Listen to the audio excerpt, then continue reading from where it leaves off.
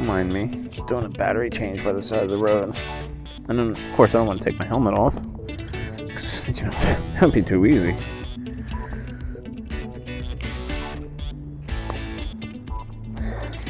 It's funny. This battery has this camera has the uncanny ability to die. Like, in great spots. Like it's usually after I finish saying something. You know, it's courteous. It's a courteous camera. Really need some kind of picture for need some kind of picture.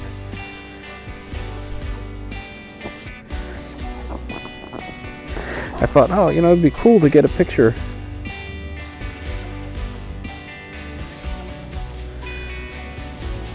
It'd be cool to get a picture with my GPS pulled up, with my, you know, showing my new handlebar mount. And then I realized, oh, kind of hard to do with the phone on the. Kind of hard to do with the phone on the bike. Not really a great place to take pictures. I got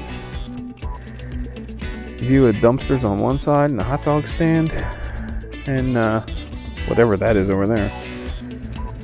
So, you know, I've been recording these videos in bulk recently, and you know, I'll go out for a ride. I'll be out for 2 hours or so, and I'll try to record a couple this way in case I run into a situation like I did recently where we've got a lot of rain, where it's excessively hot.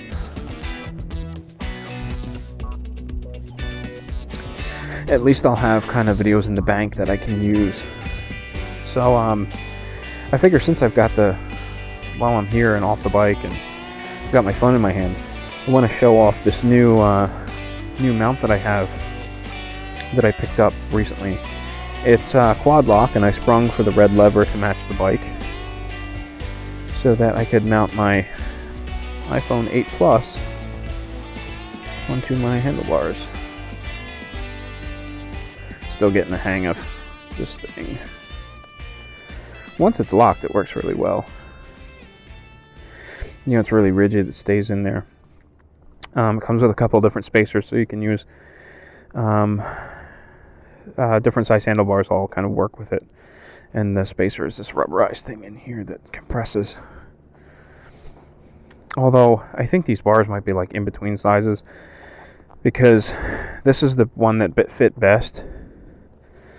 And I really had to squeeze with my hands just to get the nut in there so that I could start tightening it down. And then I wound up squeezing a lot. So it works. It set me back about $80 for the Quad Lock Handlebar Mount, the iPhone 8 Plus case, and of course the red lever, because it comes standard with blue, and you know, $10 for that little plastic piece is totally reasonable. I'm being sarcastic in case you couldn't tell. But so in this video, I think maybe we'll talk a little bit about why I bought this particular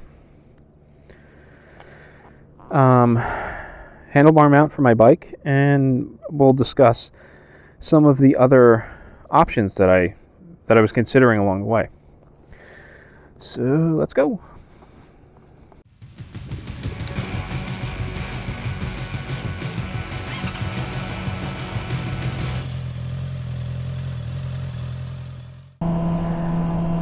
Alright, so before I bought the Quad Lock system for my Honda CB650F, I did consider a couple of different options, and thought maybe we would run through some of those options briefly.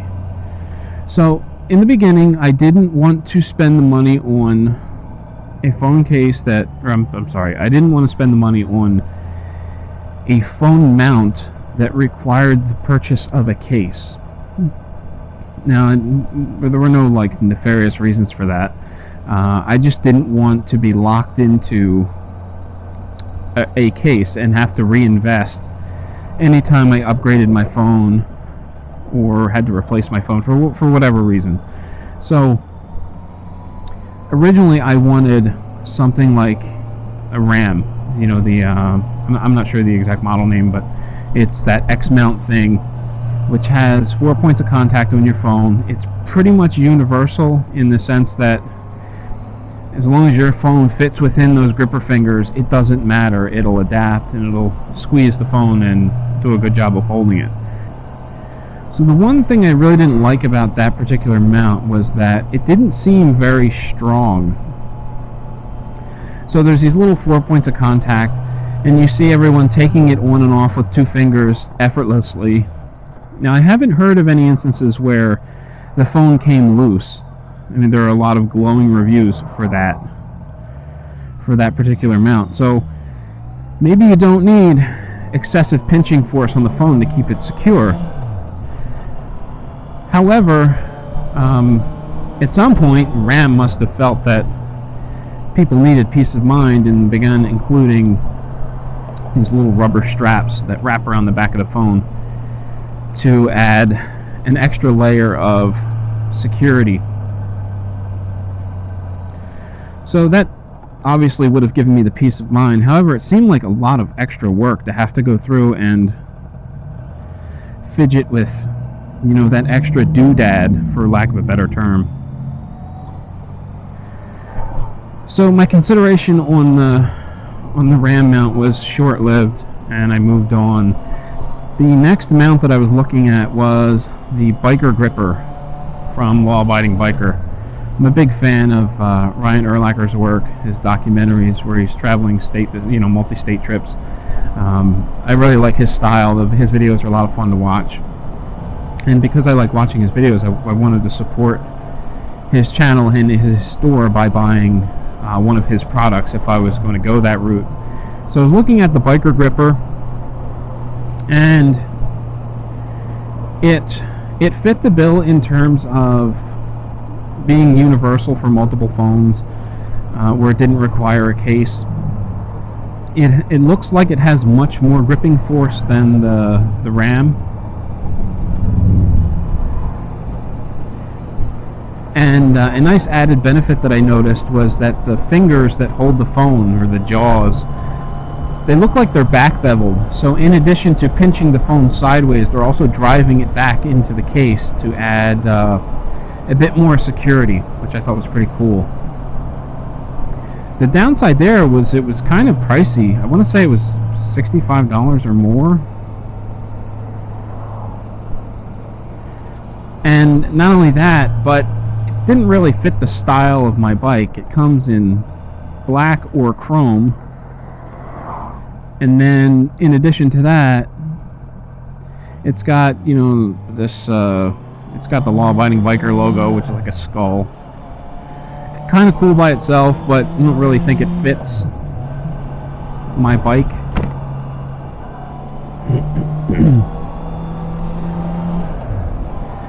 And then when I started looking into it some more, I found out that it's actually just a rebranded Tech Grip, or Tech Gripper, or Tech Grip. And you can get one of those for between $40 and $50 on Revzilla. Now the logo is a bit more muted on that one, or the sticker I should say is a bit more muted on that. So it's not as gaudy, I should say. But, you know, I was kind of going back and forth. I was a little concerned about the appearance on the bike. This is a bit more of a sport styled bike. It's a naked bike.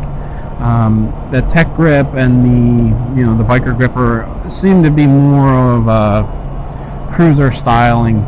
So I was going back and forth. I wasn't entirely sure which one I wanted to buy, and then I just kind of put it in the back of my mind. You know, I figured, you know, I'll just keep looking. I'm not really happy with it. So what else is out there? And that's when I came on the Rokform cases, and I saw those from a recommendation on her Two Wheels on her Instagram account. She had made mention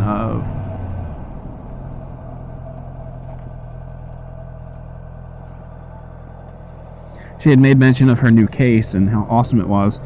And I thought, oh great, you know, it looks really cool. It's aluminum, it seems secure, it's got different mounting options, it has magnets in the case so you can put it on anything metal. You don't actually need the handlebar mount or the perch mount thing. In a pinch, you could just stick it to your tank. And I thought, well, the downside is it requires a case, but maybe it's not the end of the world. So I went ahead and I looked at I pulled up the website to look up the pricing information and see if it was available for my model phone. And to be quite honest, I got some serious sticker shock when I saw the $160 price tag. I realized that aluminum costs more than plastic, and if they're CNC machining it, I understand that there's labor there and increased cost, but $160 just seems really steep. And then to make matters worse, not only is the price steep, the magnets in the case are supposed to interfere with wireless charging, so I'd effectively be losing a feature on my phone that I use on a daily basis. So between the price and the loss of feature, it was too much to overcome, and I quickly decided that the Rokform case just wasn't going to work for me.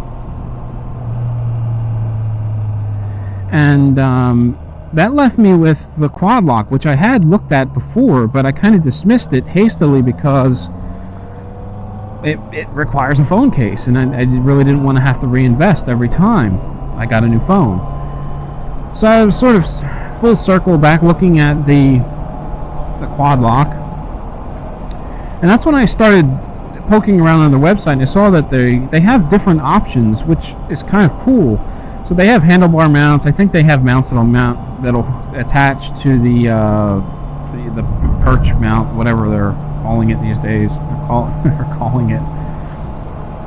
They have fork stem mounts for sport bikes, and they also have charging packs.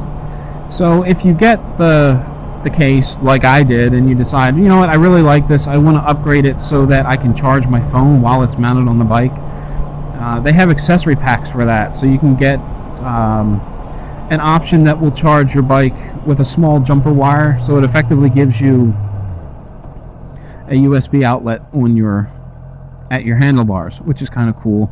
The other option is you can get wireless charging, which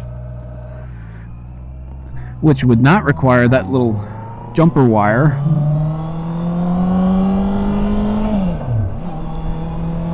And I think it gives it a much cleaner look. So, looking at, I don't want to say the innovations that QuadLock has. I don't want to say seeing the QuadLock innovations are what roped me in. I mean, I'm sure that other companies have done something like that similar, or something similar to that in the past. I can't imagine that QuadLock is the only company to ever do motorcycle charging, but I really liked seeing that the forward thinking, like, you get this case, it works really well, we're going to rope you in and force you to buy a new case whenever you upgrade your phone, but in addition, we'll also allow you to charge your phone while it's mounted. In addition to the motorcycle mounts, they also have mounts for your car, your dashboard. So, taking a step back and looking big picture, I thought it was a pretty cool setup. And the case does a really good job. I haven't had any issues with the phone rattling around. Once it's on there, it's on there. It's kind of a pain in the ass to get back off because you have to push on that lever, and if your phone is in landscape mode, it almost takes two hands, one to hold the phone and one to reach around and hit the lever. But I really can't complain. I've been happy with it. I have heard some issues about vibrations damaging one of the sensors inside the phones. I don't know if that's specific to this case or if that was an issue with another manufacturer, but it's something that I guess I'll have to keep an eye out for if my phone starts acting up. I don't want to run into a situation where a sensor isn't working anymore. So if you're on the fence about buying a case, let don't know how many times I've had to stop the recording and start over again because I keep saying phone case when I actually mean phone mount. So, if you're in the market for a phone mount for your motorcycle, hopefully this video was helpful to you and helps you narrow down your selection. Thank you for watching. Please consider giving me a like, subscribe, share on social media, all that good stuff that helps me broaden my audience, and it goes a long way into keeping me motivated to produce more and more content. So, thank you for watching, and stay safe, and I will catch you next time.